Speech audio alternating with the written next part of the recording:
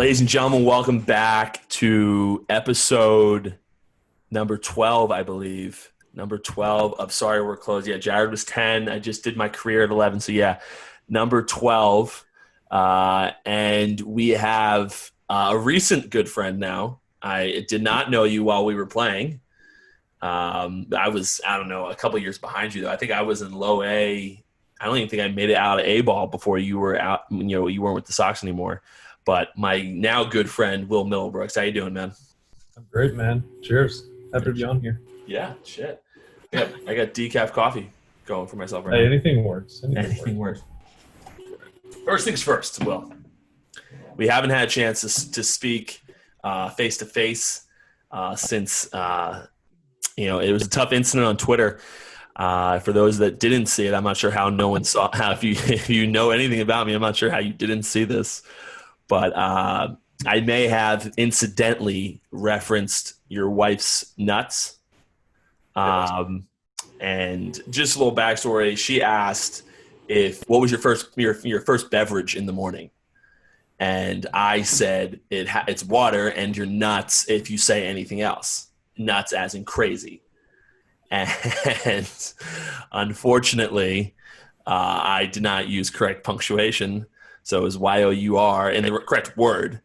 The grammar police were out for you, too. Oh, my God. I double-check everything on Twitter, and I still screw stuff up, but that's one I always catch because people love to just say R-E. R-E. And I didn't see it. I didn't see it for a couple hours. I was playing golf, and I just got on Twitter, once I got home, and saw it, and I was dying. It was too late. I couldn't even throw a jab at you because it had been 2 hours. But it was good, and Jenny was rolling. She loved it. Well, I have actually. Say it again. You acted horrified by it. Well, because listen, here's the thing. I've known of Jenny when I was playing. Obviously, she was the sideline girl or the field girl for the team, the reporter, and. But I didn't know her personally. Still don't know her personally. I mean, I said goodnight to her when we were on FaceTime or Instagram Live that one day. I don't know her, and I believe that was the first ever response to any of her Twitter tweets that I've ever done. It's not a great first impression, Will. I think it was actually a great first impression. She laughed really hard. I mean, normally get on Twitter and it's just politics that. People just talking trash. That made her laugh. So check mark. Yeah, listen. Check it off the list. This is what I'm here for. But yeah, Twitter nowadays. I mean, talking about coronavirus, it's pretty much forced anyone who didn't talk about politics, now 100% talks about politics on Twitter. Talk about anything on Twitter, and someone is gonna be pissed off. Someone's gonna be mad. It's insane. I love it, but it's insane. Were you this big on social when you were playing? Not verbally. No, I wasn't on there saying the stuff I say now, because now I talk more baseball. Now I'm doing analyst work. I can talk more about all teams and players and all that. I mean, I was pretty vocal on there, but my followers and all that didn't really grow till 2013. And obviously, a really big following of our team. Some stuff we did with survivors of the marathon bombing and all that, and all those stuff gets retweeted and pumped out a million times by the team, and so it grew my following then, and a lot of people just stuck around through the years, following me through baseball and then now post career. Interesting. Well, I remember the first. So I grew up in the same area as Ryan Kalish.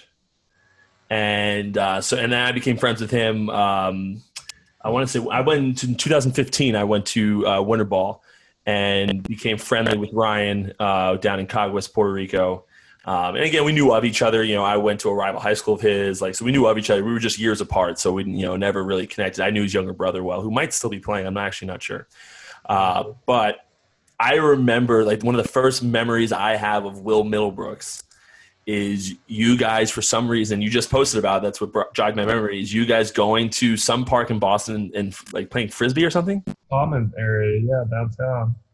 Did the Red Sox ask you to do that? You guys just like No, decided we're gonna go? I think it was just an off day. Yeah, it was just an off day, and I went over to Kalish's. We went and got lunch because we came through the system together, and we Hmm. were good buddies, and we happened to be playing on the same team together. So it's like, hey, come over, let's grab lunch. And he's like, let's just go do something different. Like we do the same thing every day. He's like, I got a frisbee right here in my car. Let's just go to the park. I'm like, all right, cool. He's like, fire out a tweet, see if anybody will come hang out and play. I'm like, all right. At this point, I didn't have like that many followers. This was my rookie year, Yeah. beginning of my rookie year. So I fired it out, and sure enough, like 20 people showed up, and it was a blast, man. Just hanging out, just like hanging out at the park, playing frisbee, talking ball with random Boston sports fans. It was actually a lot of fun. For those of you that don't know Ryan Kalish, that is like exactly the type of stuff that he would do. He's a special Did you ever see him character. play football in high school? Because I heard he was a stud football player. I knew that's when I first had heard of him was because of his football. He was a really good football player. I mean the guy run through walls. Dude, biggest neck on a baseball player I've ever seen. He looked like Brian Urlacher. What's His he doing neck now? Do you was know? I haven't talked to him in about a year. Honestly, I talked to him, and you remember Lars, Lars Yes. Anderson. So Lars and Caleb are like brothers. Like Okay. they're I don't even know. They're every time I talk to one of them, they're like, "Oh yeah, I was just with Lars. I was just with Ryan." So they always find ways to be together. But I'm trying to remember. I talked to Ryan. He was playing baseball like a year ago somewhere. Oh, in Australia. Yes, I heard that. Playing in Australia, and I reached out and I was like, "Hey man, like so cool to see you back out there playing." And then we caught up a little bit, but that was the last time I spoke to him. I think it was last year. Yeah, I think I remember like right after his Puerto Rico days with me, he like started up like a peanut butter brand. Right. Yes, I don't know if he's still doing it or not, but like, I remember it was like something organic or something like classic Ryan Kalish. Yeah. Yeah, very Probably prototypical. frozen peanuts. Yeah. Yeah, very prototypical of Ryan. I mean, I remember like watching him play from as a kid and being like, this guy is amazing. And then like I remember being I was at Monmouth University, which is a small school here in Jersey, and all of a sudden like we were like I want to say it was like Christmas break or something was going on, and someone was like, hey, let's go to the bar tonight. Ryan Kalish is going to be there, and I was just like, first off, how do you know that? Like it's not like David Ortiz, but I was like, it was still a big deal that Ryan Kalish was coming back and going out to the bar, and then to meet him, I don't know however many years later. In Puerto Rico. I feel like I met him before that. I definitely did. I think I was in rehab with him. Okay. I Yeah, don't and I don't for remember exactly. He's a stud. He's a guy who, in my opinion, was going to be an all-star and play for 10 plus years in the league, and he's ate him up, man. Yeah. I Big mean, one. injuries He get had a lot everyone. of surgeries, neck surgeries. Not, I mean, these weren't minor surgeries. Like he's having fusions in his neck. Like, Yeah. stuff you shouldn't have done unless you get in a massive car accident or you're 60 years old. Yes. His body would Yeah. go apart because he played that hard. I think He that did. had a lot to do with it. His whole life, just balls to the wall. Like I mean, he played harder than anybody I've ever played with. Yeah. I remember being in rehab with him, and it wasn't one of those things where like because he would argue with the Red Sox, training staff about what should be and should not be doing. He never like you can never fault him for trying to get better. Because that dude was like in the training room at like 4 a.m. and they're way later than me. Like most guys come in, get their treatment, get the hell out of there. And he was like working his ass off at all times. He's trying to get better in half the time. That was his thing. He's like, Yeah. I put in twice, amount of hours in my rehab. I should be able to get better faster. And unfortunately, it just doesn't work that way. But that's just the guy he was. Yeah. I would actually reach out to that guy. It's been a long time since I've talked to him. I think when I left Puerto Rico, I think that's the last time I had to have reached out, or he had to have reached out since then, but I haven't heard from him in a long time. But another guy that I think we talked about in our live because it just had happened. Because I think did we talk after the Red Sox opener? No, I don't think so. I mean, it was close to Wait. the opening weekend. It was one of the first couple days. Yeah. Yes. And without that, I believe we talked about it then, but we're going to talk about it again. Daniel Bard. Oh my gosh. How cool is that, man? He's He's throwing shoving, 100. dude. He's still went just as hard and sometimes a little bit harder than he was 7 years ago. And It's now, so insane. I haven't actually seen him pitch. Have you watched him pitch yet? Yes. I watched him pitch against opening weekend against the Rangers. And Yeah. but what has it like? How does the control? Is the Things are just command gonna there? Like, get what's going better. on? Yeah, the command was there. He gave up a run, uh, but it was like blue pit, error, and then he like punched out a couple guys. Of course, But since then, dude, he is filthy. He's still got that really hard slider, and he actually makes it in a little bit slower curveball. It looks like really. now because he can just fastball slider, and you just couldn't touch him. And I he's mean, mixing in. I mean, his fastball is just jumping, man. It doesn't make sense to take off that amount of time, not be able to throw strikes, you give up the sport, and then you're coaching, you playing catch with guys, and they're like, "Hey, you're better than me. You should go." So he's there. I mean, that was literally what he said. It was like, "Yeah, my guys I was playing catch with, and like, hey, man, that's coming out really good. You should get on a mound." And there's triple digits. of Sit out course. 7. That's all it takes. I mean, How many years you got left? Oh, I can't imagine. seriously, man. I told you, I remember catching him. I think I was in rehab. I was only in rehab once, but I feel like I was in rehab with him and Kalish at the same time. Okay. Was Kalish? Kalish was still around with the Red Sox in 13, wasn't he? Yeah, it was his. I know he was there in 12. Yeah, I want to say 13. He was like bouncing around AAA, like Okay, half the year. I think like half the year. okay, because I was down there I was down in rehab for the whole year. So Okay. if he was down there at any time, not no offense to Ryan, but he did get in rehab quite a bit. So I'm sure had to be the same year. But I remember pitching with Bard and them asking me to go catch him. And you remember JetBlue or that Fenway South with the concrete walls? Oh yeah. And he asked me to get down with no pads and catch him. And there was a concrete wall behind me. He airmail 100-mile-an-hour fastball by me, and I'm terrified it's bouncing back and just going to smoke me and knock me out because the stuff was electric. Yeah, it was. No And clue at where it was that going. point, But and electric. at that point, right? Exactly. He had zero idea. And he was just because if he said if he would try to throw easier, like let off the gas, it'd be worse. So he would literally just have to throw it as hard as he could to even have a chance. So Interesting. I don't know, man. It's crazy what he's doing. It's literally like I don't want to say a miracle, but like it really is. I mean, you Listen, think about the issues he had, and then not to do it for 7 years. I mean, like I said, like we said during the live that I had, that's what, and what I just said in my previous episode, that is what brought my career down. Like I was like throwing 100 and had a good splitter to get guys out, and I just couldn't control the damn baseball. Like I get up to the big leagues, and I think I struck out one an inning when I pitched in the big leagues, but I couldn't. I absolutely under no circumstances could control it for that long. Like it was like Did that pure luck. start like? Did that just randomly start, or was there like an incident where something So else blew up? 2015. Do you remember the name? I don't know if you came up with the Red Sox. Yeah. Do you remember the pitching coach, Bob Kipper? Mm-hmm. Okay, so Double Bob, A was there when I was in Double A. he's in Double A. Okay, so he was in Triple A when I was there. He's now in Greenville. I guess Yeah. I He guess lives they, out there. He lives out there. yeah. No, his family's from there, and I guess from what I understood from the guys, that when he got passed up to not be a bullpen or pitching coach in the big leagues, he was like, "All right, well, I'm just going to go Oh, close to family." Yeah, but loved the guy. Like he was very, really cared about his guys. Like really nice guy. But I had this. I was like, this is right at the point where I was kind of teetering. Like I had just moved from a starter, and I was now, instead of throwing 91, 93, I was throwing 98 to 100. But like it took obviously more effort. It wasn't just like, oh, I'm only throwing an inning now, so now I'm going to throw 100. It was like my mechanics changed. Like I have to throw harder. And I remember like I was kind of teetering where I was like, my control was going one way or the other. I was never like a think guy. I hated thinking. And he sat me down for like 45 minutes after my first blown save in AAA.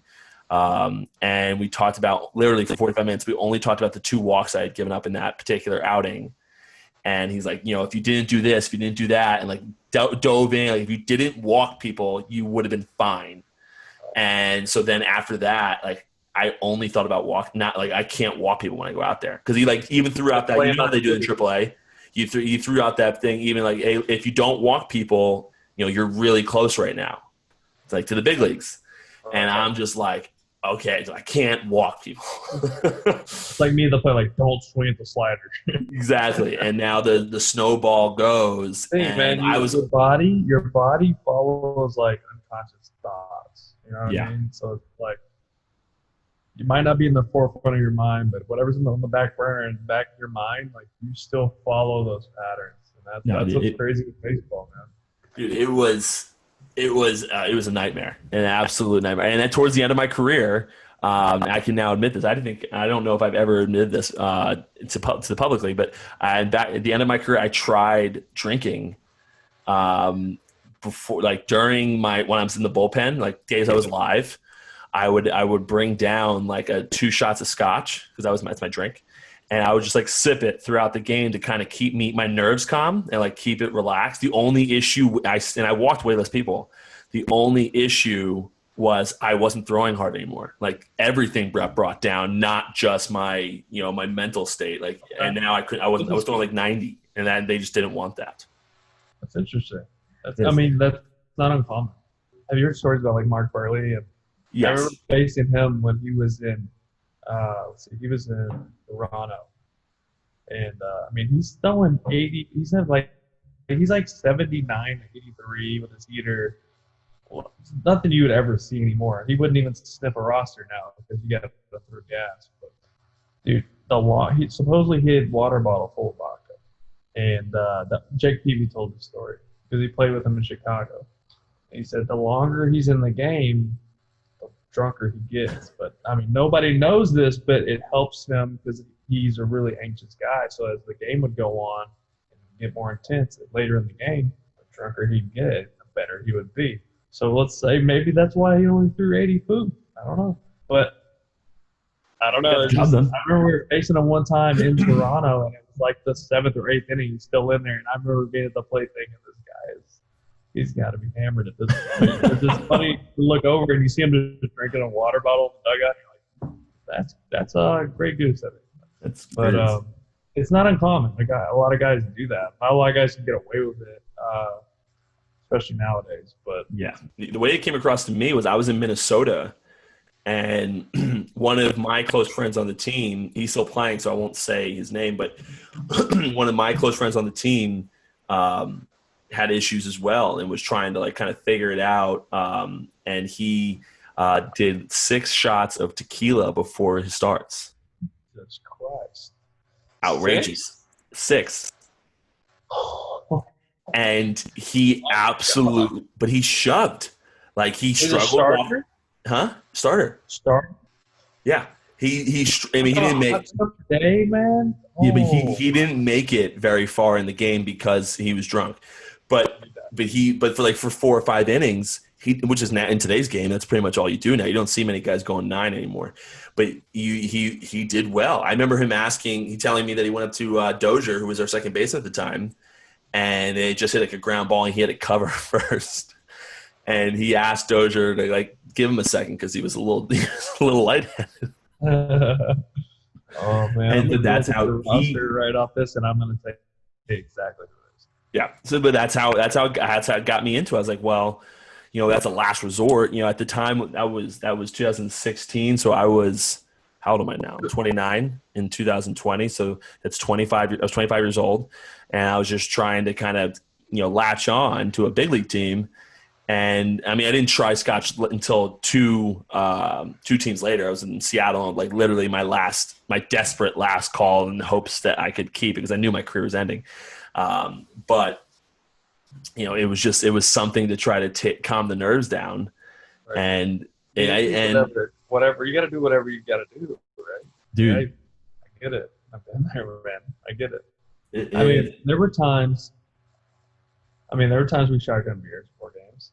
Of course. The first time we ever did it, there was a group of this is in 2013. This is a special team, but there was a group of us that we did it one game. We were struggling as a team for like a week, and we were like, screw it. Like, there was like a group of 6 of us went like the laundry room and shotgun beers, went out and scored like 12 runs. It was in Minnesota actually, Oh, of course. and so then we went on a winning streak for like a week. So we did it for like a week straight until we lost. But good time. Good time. I mean, you can imagine that group. I mean, so. oh, speaking of, Yeah. Party at Napoli's. Oh, of course. That makes a lot of sense. I just figured I saw that shirt. I was like, it's perfect time for it. So, a little funny story about Mike Napoli. I actually have never come in contact with him. I don't know him personally in any capacity. I've heard he's a nice guy. Yes. But recently, I'm on Instagram, and I'm big show some love to some people. I'm gonna just throw some likes out there. Sometimes I get in the zone of liking. Like, I'll be on like hashtag baseball or something, and I'm just looking. I'm like, nice, yeah, whatever, yeah, throw each other some love, blah blah blah blah, right? Happened to go buy a picture, and it was some girl in like a bikini or something, and I was just like, whatever, yeah, just keep moving. And then I'm just like, every time I do that though, I always like, I should go look see what that was. Let's make sure here, because I have a girlfriend. I'm not trying to upset her. So I just take a quick look, and I go, who the hell is this? This is like a shit ton of like followers or whatever. So I like look at it, and I see it with some dude. That guy looks familiar. And I click on the picture. It's Mike Napoli, and it's like his girlfriend. Oh yeah, they've been dating for like a year. Yep. So I have a friend. Do you remember Blackie? Yeah, from Boston. Yeah. So I text Blackie, and I just be like, hey, listen, man, I know your boys live with Nap. If that happens to come up, just let him know it was completely unintentional. Like, I don't want any, like, I'm not trying to do anything here. That's the last guy to give 2 shits on that. I've heard he doesn't care. I mean, I haven't. I mean, we'll talk. We'll text here and there. Like, Yeah. he lives like 20 minutes. He lives in Fort Lauderdale. I'm in Delray. Oh, does he really? Yeah. So he's like 25 minutes south of me. So we'll like randomly text and like say, hey, let's go play golf or whatever. And then like all this COVID crap happened. We just never really got out. But yeah, he's close. He's a good dude. But that's not. Yeah, he's not gonna worry about that. Well, you still have that like minor league like thought process, like, because he was a big leaguer when I was in the minor leagues, and it's just like, if it was a big leaguer for the Giants, I wouldn't even think about it. I would just be like, whatever. Like, he's not going to give a shit. But he was a big leaguer for the Red Sox, and I was a minor league. You just still have that thought process of like, you show respect to these guys that were in the big leagues while you were in the minors. Like, that's just how life works. Like, and I do this. A mutual friend I can reach out to and apologize in case. That's amazing. Blackie's like the perfect link for that too. Perfect. Everybody. I think this is why while I knew you too. I don't know why I didn't tell you, but Blackie was just like the first person, because Blackie talks about Mike all the time in classic Blackie fashion, and so like I was just like, he'll tell him. I know I'll get back to him. It will get to the person I need to get to. Yeah, that's true. But so what else is up? What's up with your post baseball career? You went on Twitter. I don't know our first interaction with on Twitter, what it was, but we interacted randomly one day, I guess, and now we're best buds. So what is? I heard you're working at Eric Cressy's place. What was that? You working at Eric Cressy's place? Yeah. So during all this, it's because I have the babies here, been playing pretty safe. Because Florida's not exactly been the best place for COVID cases. It's Florida, imagine that, right? So I haven't been doing a whole lot up there with the hitters. When we had some of the pro guys here and they had the underground big league games and all that, I was around helping out for that. Mm-hmm. That was a pretty cool time seeing the guys that rolled through here. But I've been doing a lot of CBS stuff, CBS Sports HQ, baseball analyst. Who knew? So you like that? I get paid to talk about baseball, right? Like, you can't do that. Got like a little at-home setup, so I don't have to go into. We have a studio in Fort Lauderdale, one in Stanford, Mass, and then the main one's in New York. So I have a little at-home setup. They'll call me.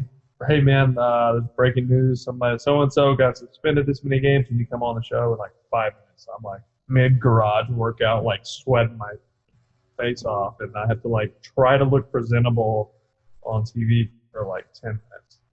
Not bad gig. I like it. A lot of radio shows, stuff like that. I can imagine. Now, does Jenny work for CBS too? She does. So that was like my in. Was she Okay. is a host that obviously we don't work together. That I put that in the contract. Will not work. So and she's cool with that too. It was weird enough. And, Of course. Of course. So yeah, no, she's a host for that show. She's been at home through all this, and just doing some stuff here and there from the at-home setup, just like updates and things like that, helping them write scripts. And I think here the numbers are starting to look a little better around here, so I think she's going to get back in the office hopefully in the next couple of weeks. Oh, good.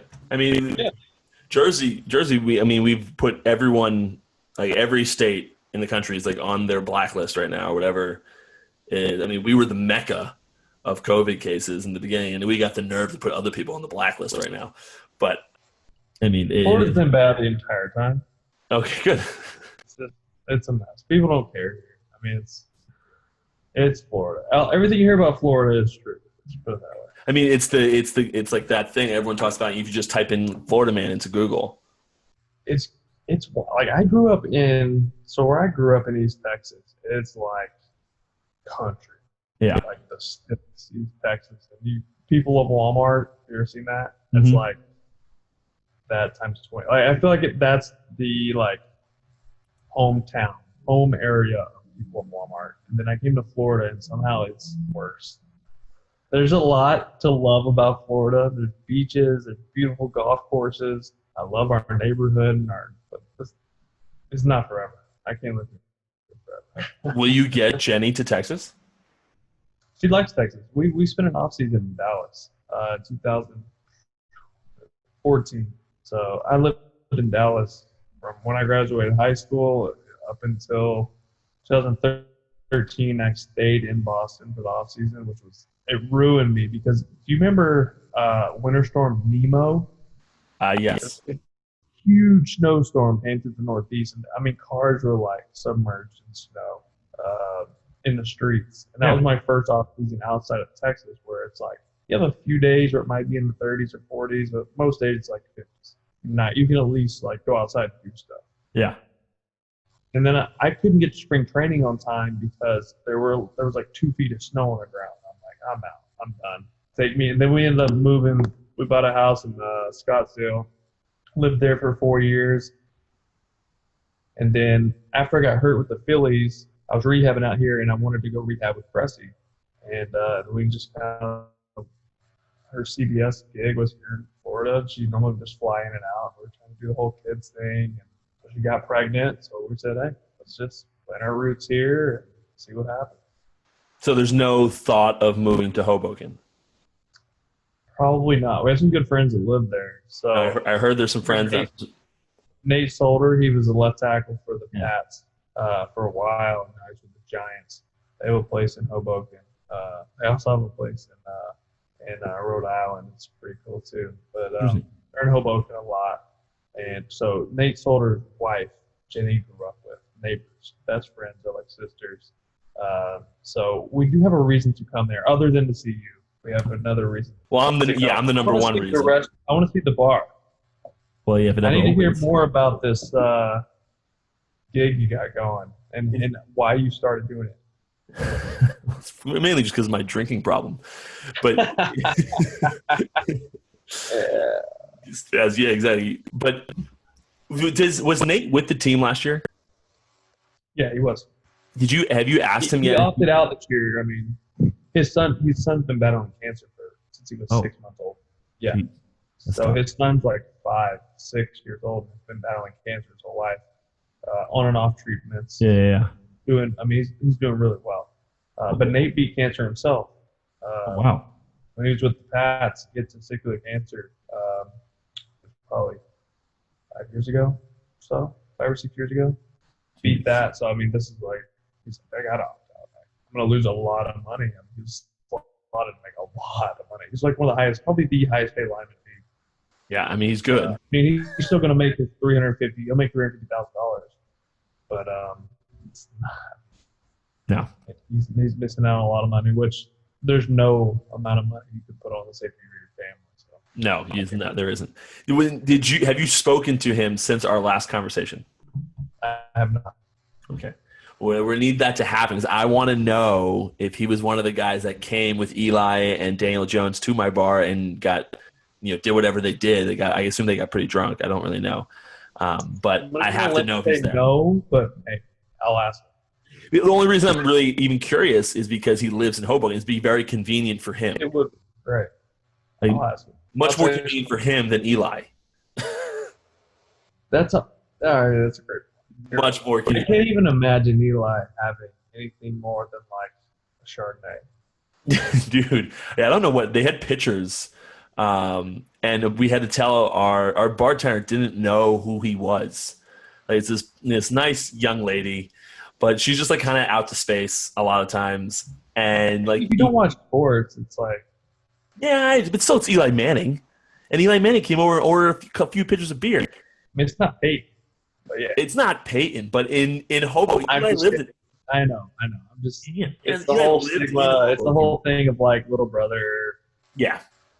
Yeah. You can't. She was like, he ordered like 3 pitchers of Bud Light or something like that, and she was like, yeah, it'd be $32.50. I'm like, no, it won't be. That's not a thing. She's definitely We're for. actually gonna pay him. I will never forget the absolute social media shitstorm that I had that entire next day because of it did not matter that Daniel Jones was there. Saquon Barkley was there. I didn't even find that out until like 3 days later.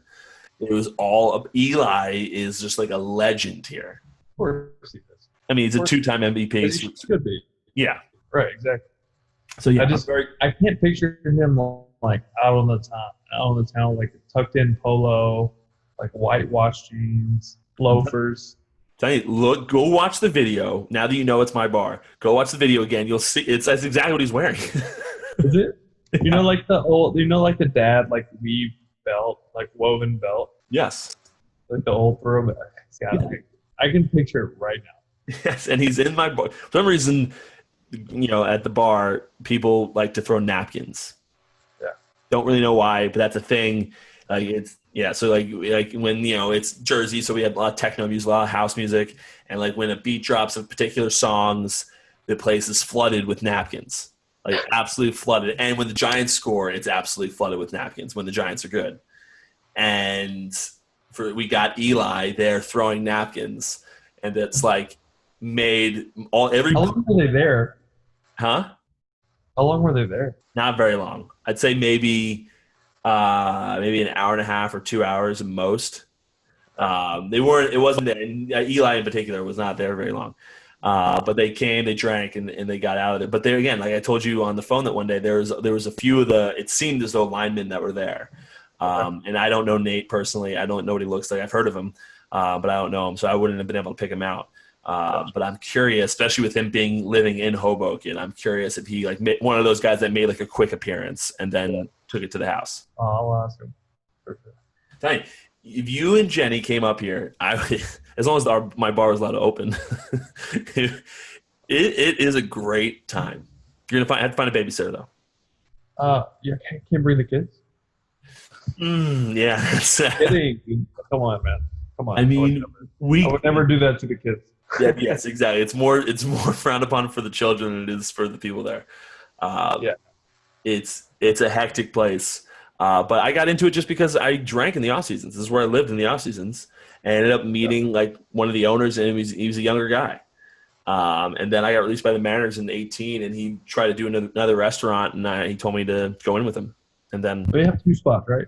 Yeah, so I had the sushi restaurant is what I bought first, and then while we were there, this other bar, which is the one I do mainly, which is the one that was on where the Giants guys came. They didn't like their partner, they're like the majority partner over there, and asked if I would try to get him out, and I was successful in doing so. Can I ask like a logistical question? Yeah. So Okay. are you at the point where you're like making money, or you're still like So trying to pay for everything? Like, how does that work? I'm just curious because it's like a different side of the world with stuff that I have no idea about. Yeah. So the sushi place, was just starting to make really good money. So the sushi place was brand new. So we opened up in November of 2018, and now we'll be 2 years this November. And that place, the first time we got like a check for as an owner, was probably a little over a year in, which is pretty good. But what they tell you is you're supposed to make your money back in 3 years. That's apparently like the rule of thumb for restaurants. So we're not going to do that now because of COVID, probably. But right before we closed, just start over, right? essentially, hopefully in a year. yeah. I mean, I'm just hoping we cut again eventually and get some money to the partners. But the other place that I bought was we just had the 18th anniversary of it. So I had bought into that place, and that place is well done. It costs much more money for me to get involved in it than the startup restaurant obviously did. But there's a lot of they've been profitable for 15 years, 16 years. So it was that was easy. But the restaurant business is not one. It's like I want to get out. I don't want to get out of it, but I don't want to run one. And I've kind of been forced into running this one. Yeah, it's a pain in the ass. And I kind of get forced into running this sports bar, and I don't like doing it. And it's just kind of something that, unfortunately, I plan on doing for at least I had planned on doing this. Like this is my last year, and now with COVID, who knows, who knows when it's going to be? Because I do a lot of my work. Right? Huh? Are you open? We're open outdoors. Outdoors, okay. So what's like your capacity outside? Are you able to like really 50 people? Yeah, like 40, 50 people. Since we've already talked numbers, the typical our best day ever. Have you heard of SantaCon? Yes.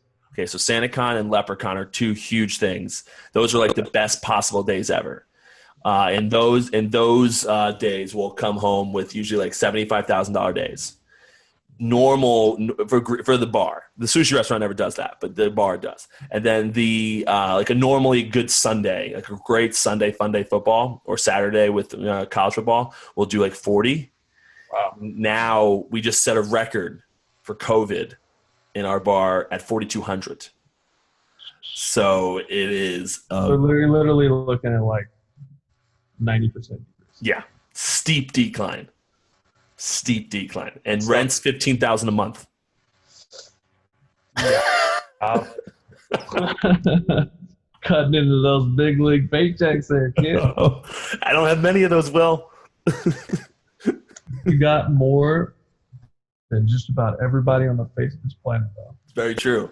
Forever a big leaguer. Forever. I remember I was talking to we were talking about Jared before we got on this podcast, and we randomly was FaceTime with Dallas Braden. I don't know him, but Jared was. And everyone says the exact same thing. Like, I was like, introduces himself to me or whatever. And I was like, yeah, I played in the big leagues, but only for like a month. He's like, hey, once a big leaguer, always a big leaguer.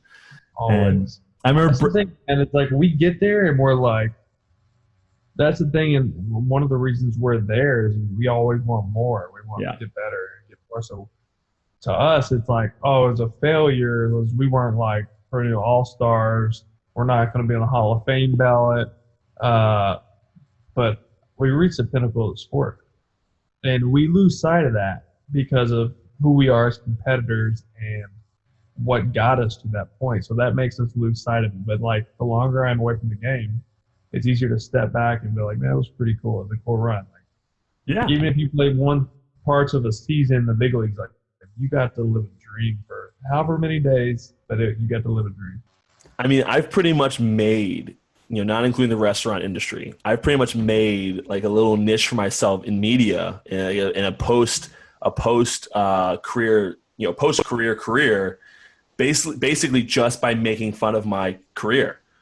That's how it got me latched on at Barstool. And, and as I continue, that's what people love. What humanizes you, right? Because athletes are on a pedestal and make all this money, which there's a handful of guys that make a ton of money, let's be honest. Yes. But league minimum is not bad. I'm not saying it. But we're like superheroes almost, especially to like kids, and I mean even some adults. And so if you're able to humanize it, people are going to latch onto that. And Yes. that's something I try to do with even just like TV stuff, radio stuff, is humanize it and make it relatable, and then people like it. No, I think it's probably one of the reasons why me and you started talking on Twitter is because we had very similar methods to our madness. For sure. We have I would say one difference in the way we go about our Twitter game, and it's so basically just because I am super immature at times. But when people go political or like get mad at us for some reason, you will be like, "Dude, are you serious? Like, are you done?"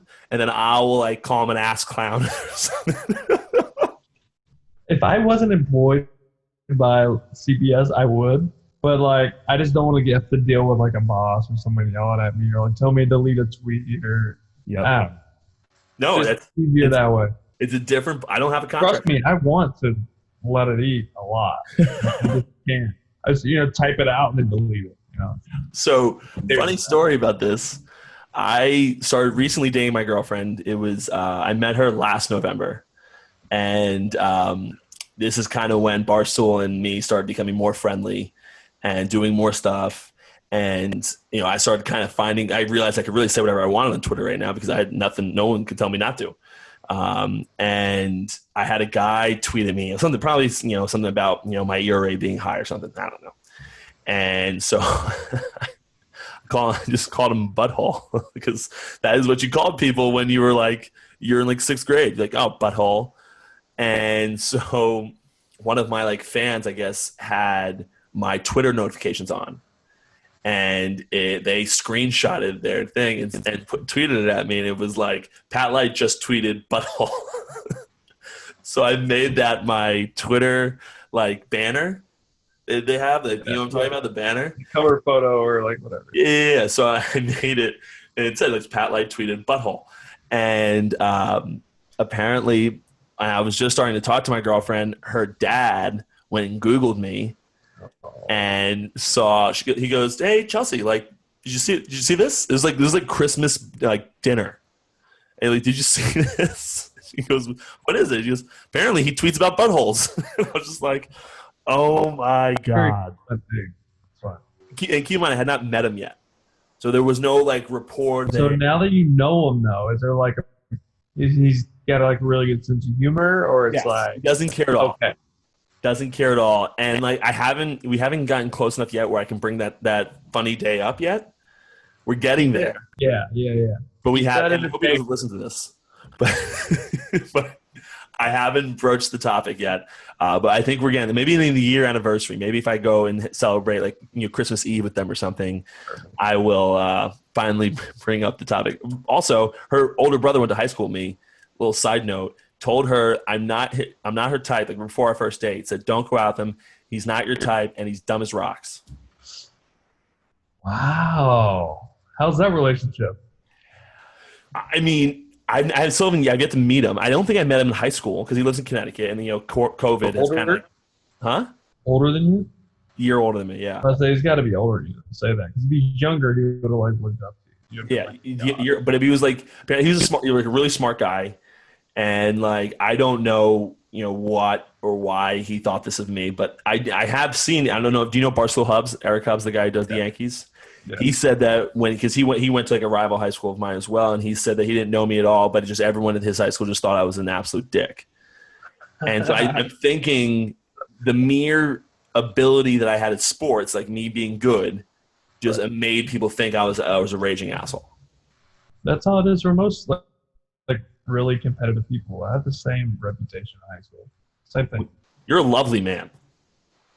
Thanks, Pat. Anytime. Just pop up. Listen, this is what we do on Sorry We're Closed. It was originally, so the original idea of this damn podcast, and I think I told you originally, was like, it's get you in the bar and all that stuff. And then I realized my clientele, I'm not interviewing people in Hoboken. The people that I'm going to interview, people like yourself, people like Jared, people like actual people that have like, they don't live in a town where they can just kind of come after work. Right. Or something. So I realized that essentially I had to be Jimmy Fallon to pull this off. Right. once everything is like open and running, you should do like if you have people in person, do it at the bar.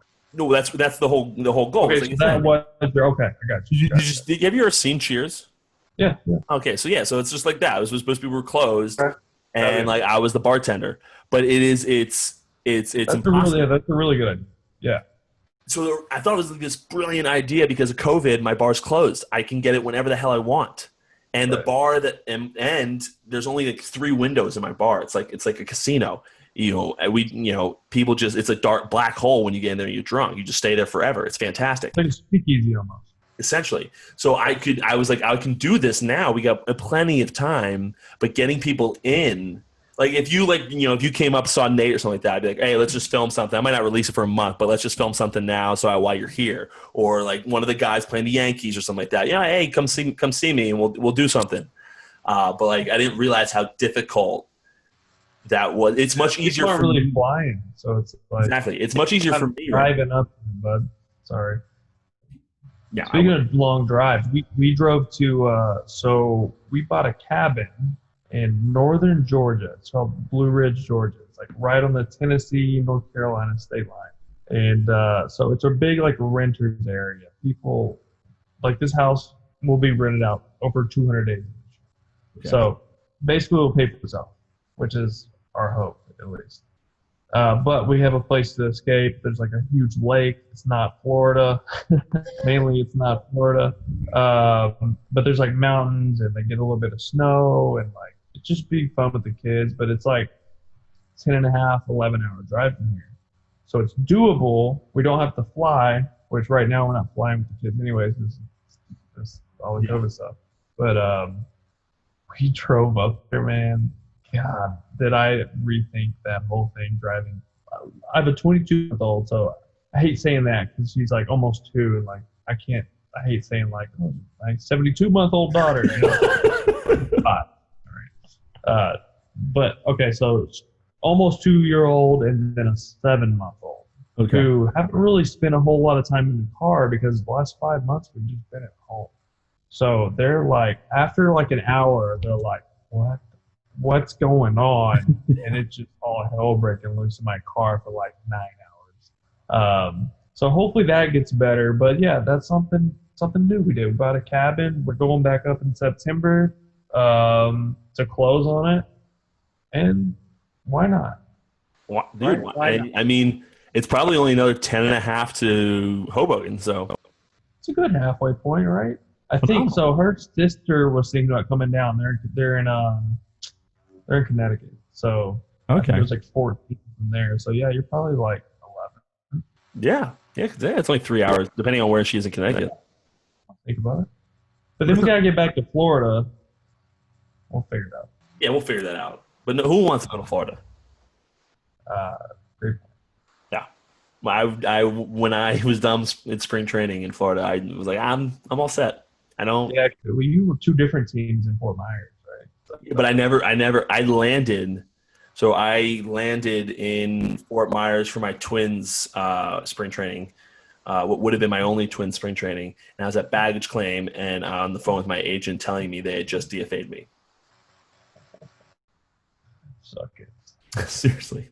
That's basement for you. Yeah, so I drove over to South Beach. And because you had like those 3 days or whatever.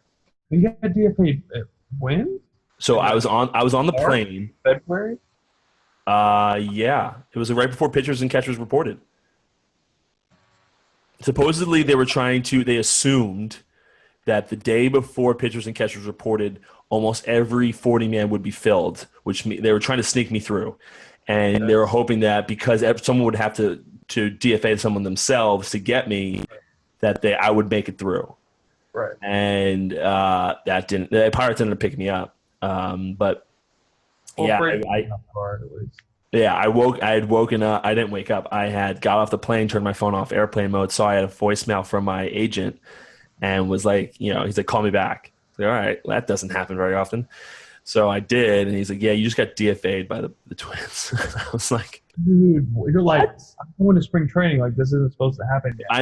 I'm at baggage claim. Like, I haven't even walked anybody, nothing. I might have amazing control. They don't even know yet. So you're like, I'm not getting hammered in the bullpen. I hadn't done that yet. It was only my team. That was Seattle. Sorry. Yeah, Seattle. This was that in Seattle or like Tacoma? No, Tacoma. I never. Once I got out of Seattle. Huh? Did you get up with Seattle? Once I got after Minnesota, I was only in the big leagues with Minnesota and Boston. And then I got traded to the Pirates, DFA. You know, that little weird trade once you're in DFA land to the Pirates. Read up on your media before this. Yeah. I got into fights with the front office in Pittsburgh like almost daily, and then was Sherrington there? No, Sherrington just got there this year. Me and Sherrington got along famously in Boston. He just got there. That's right. He's a good dude, man. Yeah, I was his first draft class.